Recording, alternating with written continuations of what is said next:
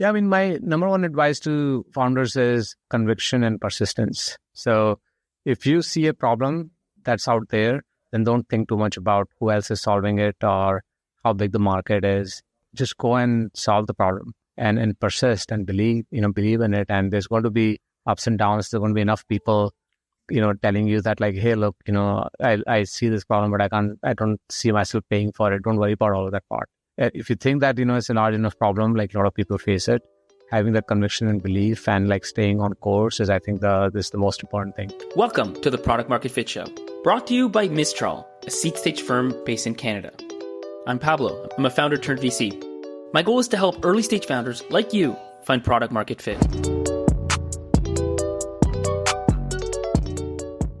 Well, Arvind, welcome to the show. Thank you so much for having me. So listen, I've got your LinkedIn open right here. I'm looking through it. 10 years, distinguished engineer at Google. And the claim to fame, as far as I understand it, is you made Google search as fast as a blink of an eye. Then you go off, you start Rubrik. That actually is filing for IPO now. They're doing like $500 million in revenue, worth $5 to $10 billion. But, that wasn't enough for you. You kind of left halfway through that story, started Glean, which is what you're working on today. And you just raised $200 million for that at, over $2 billion valuation. So my first question, honestly, is like, what's the secret, man? What am I doing wrong? Well, I mean, no secrets. I would just say, I've been so fortunate to be actually, be with people who want to build great products and achieve some success with them. So excited, with, what we've done with Rubrik, what we're doing with Glean. Well, then let's dive in a little bit. We'll spend almost the entire episode on Glean, but just to get some context, like walk me through just leaving Google, especially at the state that you were at. Obviously, it's let's call it a very comfortable position for a bit of a euphemism, but to decide to go off on your own and start your startup, like what drove you to do that? And yeah, just walk me through that thinking. So, I really enjoyed working at Google.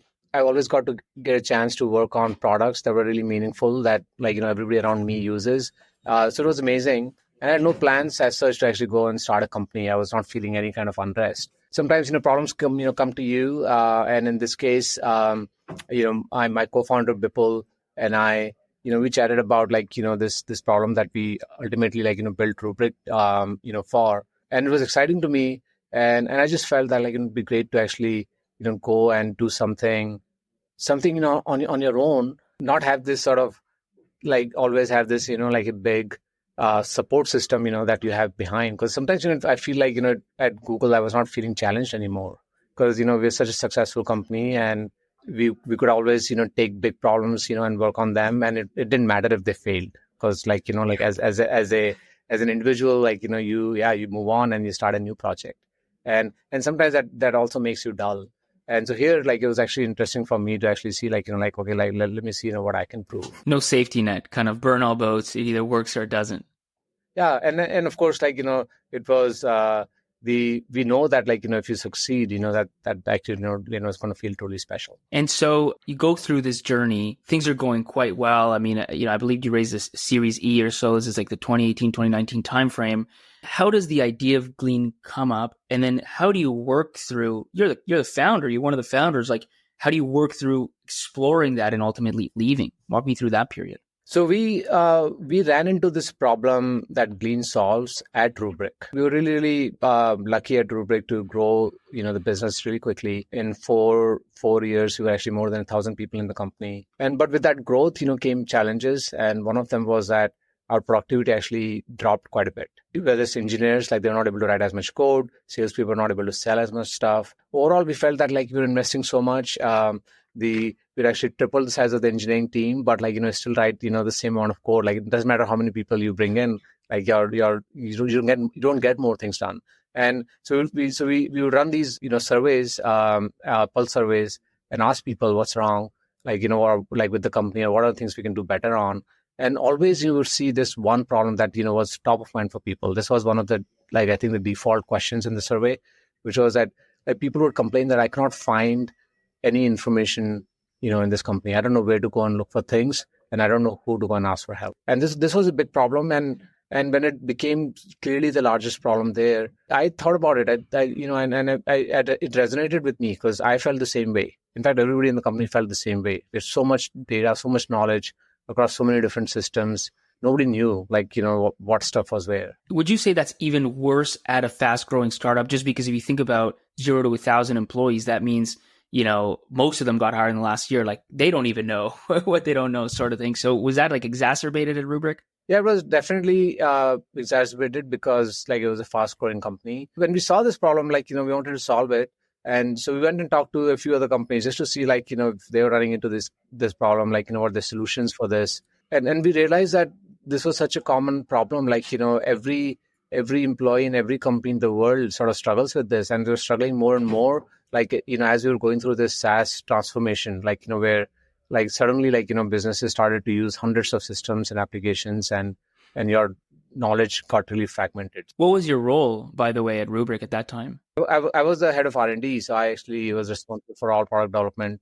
But I was also like I guess founder. I would actually also look at issues like these, internally, like how can we make our company better. Initially, like, and I'm a search engineer, so when I see that people can't find things, like I say, okay, yeah, like, let's go and buy a search engine. That hits deep, yeah.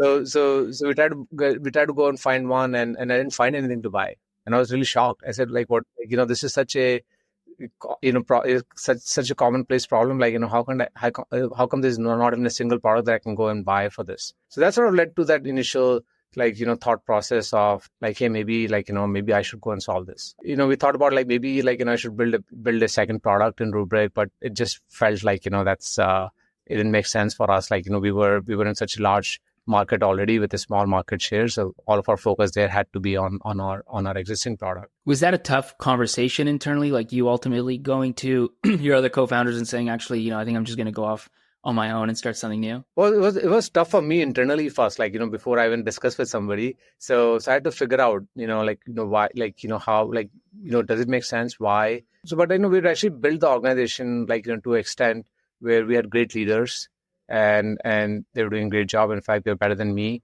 And I felt like, I had the ability to sort of do a really good, like, smooth transition and start Glean. So, but I was so excited about it. And it's a problem that is something that I feel is really fundamental. We believe that, we make such a big impact, on the lives of people who use our product. Now, weren't there, like, just thinking through this problem, like you said, it was a problem that everybody faced, and in a sense, it classified in the world of like obvious problems that are just really hard to solve.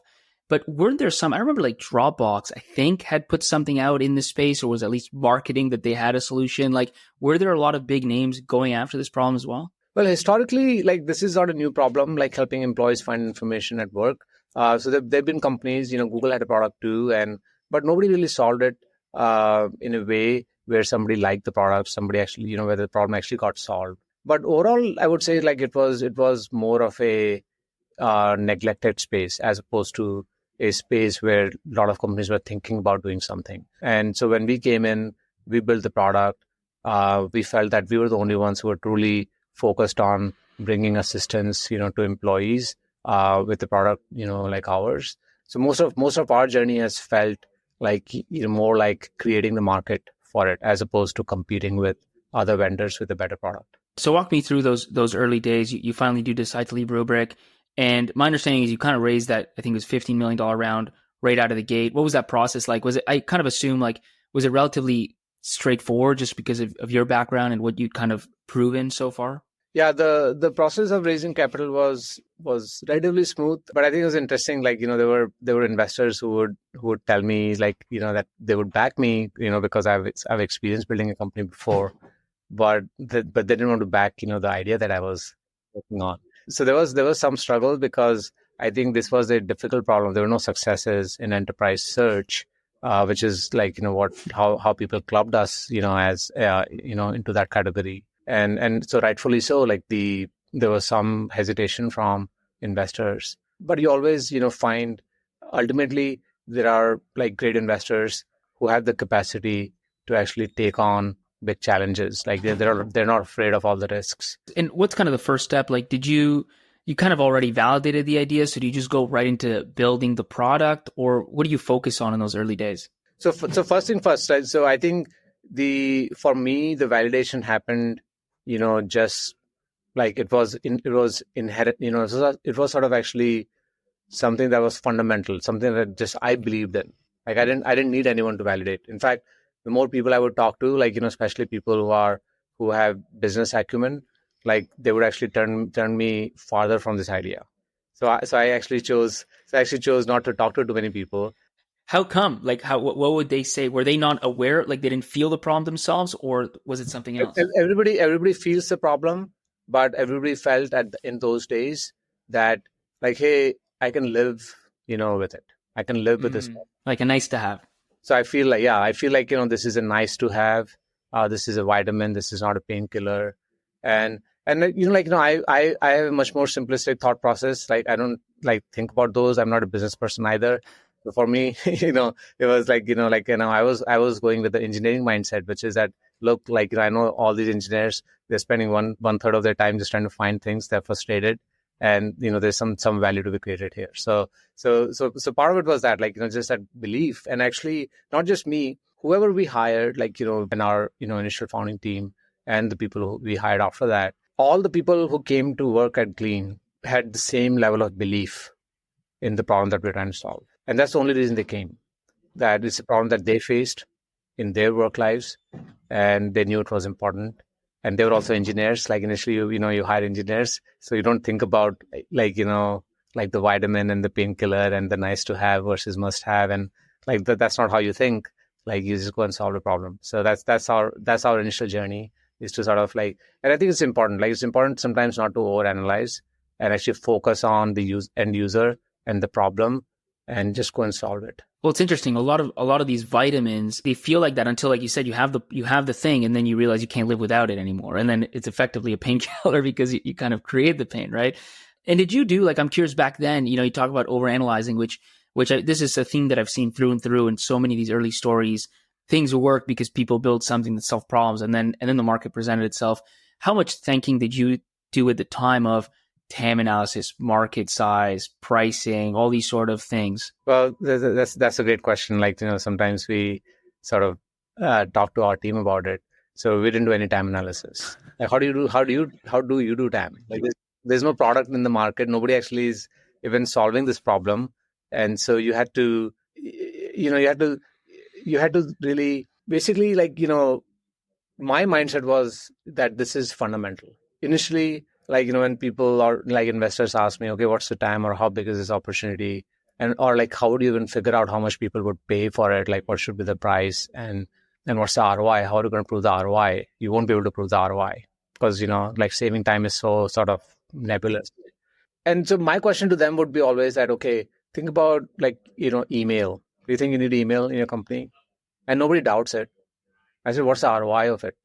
Nobody can come up with the ROI either. Slack was a great one like that. I remember when it came out, we were a startup paying for Slack, and our CFO was like, you guys really need to pay for this? I'm like, yes, do not take this out. So some things are fundamental, and we felt that search is like that. Like, look, you're trying to find things, need to get work done. It's important. Then, like, especially in this new world where knowledge is exploding, like every year you double your knowledge inside your company, and you spread that knowledge across like 30% more systems at 300 different places. Like, enterprises have thousands of applications, and all your knowledge is spread across all those places. How are you going to find anything? Just like on the internet, think about the internet. Like, are you keeping track of, like, hey, like, if I'm looking for a recipe, I'm going to go to this place. If I want to look for like news on certain topic, I'm going to go there. You don't do that. Like, it's not possible anymore because there's so much information across so many different places. So you got now this kind of core group of engineers. You have the funding. You need to build a product. Do you just go heads down and build, or do you partner with some design partners to figure out the subtleties of it? Like, how do you make that MVP work out? Well, you absolutely have to have people. Like, there's no way to build a product, like, especially like this one, without any design partners. So that was the first task. As we started to sort of think about technology, I was like, although I'm an engineer, but I had all, like, any non-engineering task, whether it's, like ordering coffee for the office or figuring out, design partners, those are my tasks. And actually, it's very interesting. Like, I followed a very different process than typical. Like, I didn't actually go and, like, hit my friends, and say that, like, hey, can you actually, take this product and give me feedback? Because I felt like, they'll all be very nice to me. and they will do it like, even if they don't have a need. So I actually went on LinkedIn and I would actually do cold outreach to people. And I would like, look, I'm building a product like this. Do you think, do you have this problem? If you have this problem, I would love to talk to you and like, get your feedback, so that I can build my product and, so, with, direction from you. And so that was the journey that we went through. Did a lot of. Do you remember the specifics of that? Like, I'm curious, did you have to send like 100 of these to get 10? Do you remember a high level how much volume you need to go through? Yeah. Like I had to do a lot. I don't think I was getting 1 out of 10 responses. Like maybe I was initially, but then like, I was the BDR for my company for the first 2 years. And so the response rates would be low. Like I've sent thousands of outreaches. I'm looking for, and like, I understand like, everybody's busy. So like and like, but when you get the response, that's from a person who has that pain because, they're responding to somebody who they don't know, right? Somebody who, like, who has no brand, like, in terms of like, nobody knew about our company. But so that means the problem must mean something, some like problem is an acute pain for them, because that's when they're responding. And to be clear, your message wasn't, hey, I'm building this thing. Do you want to buy it? It was very much like, you might have this problem. Let me ask you a few questions. That's kind of how you framed it in the early days. Yeah, it was never about selling. Like those outreach were never about selling because in fact, we actually were not selling the product. We had no pricing. We had no plans to make revenue. That was an intentional decision we made that we would actually not even charge for our product for the first 2 years. And I'm curious, in those 2 years, how did you structure the team? Like, because you can easily, given the funding you had, I mean, you could build a very big team or you could keep it small, 5 to 10. I'm just curious how you structured it. We got the team to about 20 people. That was our goal. And which is large. Like sometimes for companies, you don't start that way, but we knew that, this is a difficult problem. Search requires a lot of R&D, lots of technology to be built. So we wanted to build a team of about 20 people and divided into like, 3 different areas, of our technology stack. And we felt that was basically the like a good team to actually make a lot of progress and build a great product. And then we stayed there. So it was sort of like, I would say like we got to about, 10 people within the first 5 months. Then like gradually we got to 20 like over the next 5 months. So like by the end of the first year, we were more than 20.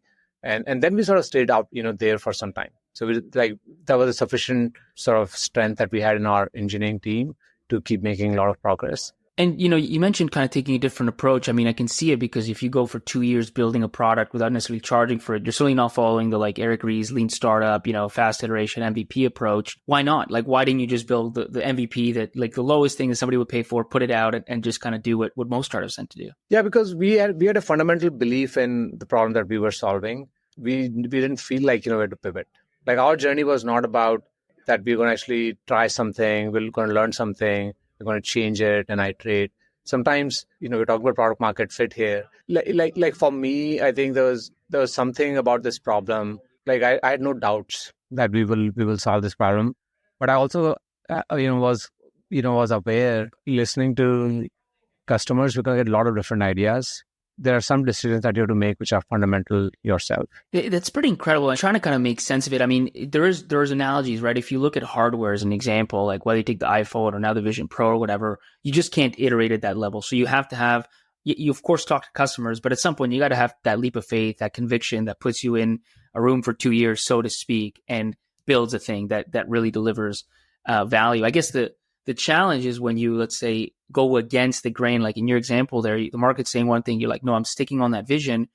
Obviously, you might end up 2 years later and the thing you build, nobody wants. So I'm just curious, like how you think about that. How do you balance that? And even your advice to founders, because on the flip side, the lean startup method is so ingrained that almost everybody is just blindly running that motion. Maybe in some cases, it just doesn't apply. Part of it is actually what is the goal, that this founder has? Is the goal to actually build a successful company, or is the goal to solve a problem, something that you're passionate about? And so for me, it was the latter. I was not trying to get a win. I was actually trying to solve that problem. And so that's why we made those decisions. Like we want to actually bring help to every single person. We want to make work more exciting, or we want to make work less frustrating for every single person in the world. For a first-time founder, like, they're actually their goal is to actually, succeed as an entrepreneur. They want to actually learned that, that art sort of like, it's personal in that sense. For me, that was not what I was looking for. For me, like my focus and like, to not, till date now, like, all the decisions that we make even today are sort of driven by that thing, which is we want to actually solve this particular problem for people. So as you're doing this, like, what's the threshold where you do launch? Like, what are you trying to get to where you feel like, okay, this product is ready to be sold? Yeah. So as we said, like, for the first 2 years, we didn't charge. We wanted to see engagement. We wanted to see how much people are using the product on a daily basis. When we saw that it crossed 10 searches per day on average, that's when we knew that, well, look, now people are dependent on this product. They are actually getting value from it. And that's when we felt, we were ready, to charge for this product. Like, our metrics were showing that both, that they are actually finding things that they need, and also they're actually using the product a lot. So they're finding it useful to actually come and search here as opposed to sort of, using their old methods of finding. And by the way, what was so hard about this product? Like, do you remember as you went through that development cycle, parts that just were really hard to make to work properly, or even places where you might have thought, I wonder if we can actually get this to the vision that you have? Well, I mean, like, if you think about search, it's sort of like magic. Like, you can come in and ask any question, and like now we have to answer that question for you. Like, this doesn't matter what question you came and asked. It's a difficult thing. You have to sort of now think about, like, just imagine the process of how you're going to actually solve this problem. So first, you have to actually connect, Glean with all of your company information and data across like hundreds of these systems that you have, all of them like, with clunky sort of APIs or interfaces and data models. And so you have to sort of bring information from all these different systems. You have to normalize it. Like, what information is stale, what is like out of date. Like, when you answer questions for people, like, don't show them stuff, that's no longer like source of truth anymore. You have to think about, like, how do you semantically understand data and knowledge? Because, people are not going to be, you want people to be able to answer questions very freely in natural language. They can use terms that don't exist in the documents. So there's a lot of like, technology that goes behind the scenes to actually build a product like this. And we've seen this, like, we've seen like how complicated the Google search stack was. Most of it actually did come from Google, and we worked on search there.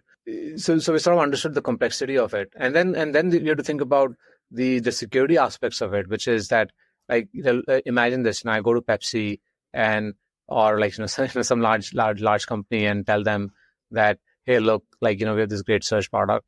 Like, what we need is we need you to give all of your data to us, and then we'll actually make it searchable for you. And they're going to wonder, like, like, okay, who are you? And it's a no brand company, like, and you want all my access to all my data, like, that's an issue. So if you start to think about the problem, like, although the problem is actually very meaningful, there are a lot of challenges, And how much the advances in AI, like LLMs and all these sort of things, did that play into what you were able to build at Glean? Was that kind of a tailwind for you guys? Absolutely. And actually, like, it's always been part of Glean. So even on day one, our product were using LLMs. Now, of course, everybody talks about LLMs, and like, and we've all seen that, like, how powerful they are. But they were actually initially, like, all of this research happened in Google, and LLMs were actually, or these language models were actually built, with one purpose, which is to make search better, to make Google search better. So when we started, we were actually able to use these BERT family of language models that Google had actually published in open domain. These were language models that were trained on all of the world's knowledge. And so they understood things like a user manual and a product guide are semantically equivalent things. Right? So this model actually has all of that language understanding and buried inside of it. And so we were able to use these models from day one to build a really smart semantic search experience. We were doing vector embeddings, and now everybody calls this vector search. There's no name for it like when we were using it initially. So sort of like, the journey has been a continuous one for us. Like, it's not that 4 years later we realized that there's this massive new language model thing, and we need to like change our stack with it. Like, we're progressively using it, and these models just kept getting better and better. So it allowed us to actually also make our product better. So initially, it looked more like, the traditional Google, where you come and ask questions and we'll surface that information back to you. So it's sort of like the technology has been amazing sort of enabler in terms of making a product better, but it's also like amazing for us in terms of helping us push our business. And this is where, the transition happened from the vitamin to the painkiller. When people saw that if only I had something like ChatGPT inside my company or all of my company knowledge, people realized that, whoa, like that, this is something I absolutely have to have. It makes sense. I think like a lot of these products that are kind of like step changes, you only realize later how much of a painkiller they are. I mean, Google itself, like search itself is kind of like that. I'm sure before it, you ask people, hey, you could ask like a million different questions a day. You'd be like, well, I don't have that many questions. And then you realize you do. And you just constantly everything that pops in your brain, right? So let me ask this kind of final question. You take these 2 years, in 2021, you raised the $40 million Series B. My question is like around that time frame. I mean, once you launch this product, how fast did revenue grow? Like how long did it take to get to $1 million in revenue or $5 million in revenue? Do you remember those days? So we've been actually growing at about 3 to 4x like every year in terms of multiplying our revenues. We probably hit like right after we launched, because we did have like a good set of design partners. And so there's a big pipeline that was already built for us. So getting to like, I think the first year of selling, like we did $3 million, if I remember right now. Perfect. Well, we'll stop it there. Appreciate you kind of taking us through the journey. I'll just end with two questions that we always end with. The first one is, I mean, in your case specifically, you understood the problem deeply, but I'm still curious, like, when did you really know that you had kind of true product market fit? I think I knew it on day one. I mean, that's it. Like I knew that we were going to go through this challenge of trying to convince people, of the value of the product, but we were ready for that. Like we were ready to actually, build our team, like evangelize and convince people, because there's never a doubt in my mind that the people want this product. Like whenever I go and talk to anybody, they tell me they want this product. So like there is no like there's no doubt. It was just a matter of cultivating the market. Like we thought that the journey would be slow, but like in the sense that we have to constantly go and create the market, evangelize. We also it changed in the last like 18 months, and now suddenly we have something that everybody in the world wants. So it's sort of accelerating us in our business. Perfect. And the last question is, after going through founding Rubrik and now founding Glean and creating 2 multi-billion-dollar companies, what advice do you have, taking everything you've learned, for first-time founders that are starting, or maybe not even first-time founders, but founders that are starting something new today? Yeah, I mean, my number one advice to founders is conviction and persistence. So if you see a problem that's out there, then don't think too much about who else is solving it or how big the market is. Just go and solve the problem, and persist and believe in it. And there's going to be ups and downs. There's going to be enough people, telling you that like, hey, look, I see this problem, but I don't see myself paying for it. Don't worry about all of that part.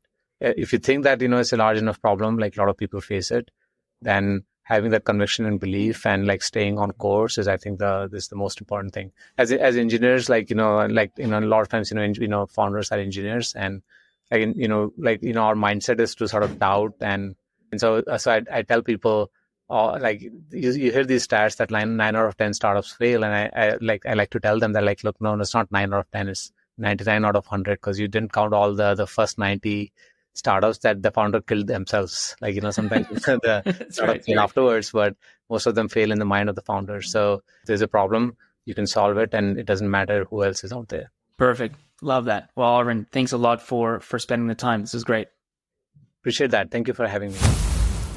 If you listen to this episode and the show and you like it, I have a huge favor to ask for you. Well, it's actually a really small favor, but it has huge impact. But whichever app you're listening to this episode on, take it out, go to Product Market Fit Show, and leave a review, please. It's going to help. It's not just going to help me, to be clear. It's going to help other founders discover this show, because the algorithms, whether it's Spotify, whether it's Apple, whether it's any other podcast player, one of the big things they look at is frequency of reviews. It's quantity of reviews. And the reality is, if all of you listening right now left reviews, we would have thousands of reviews. So please take literally a minute, even if you're just writing like great podcast or I love this podcast, whatever it is, just write a few words. Obviously, the longer the better, the more detailed the better, but write anything, leave 5 stars, and you will be helping me, but most importantly, many other founders just like you discover the show. Thank you.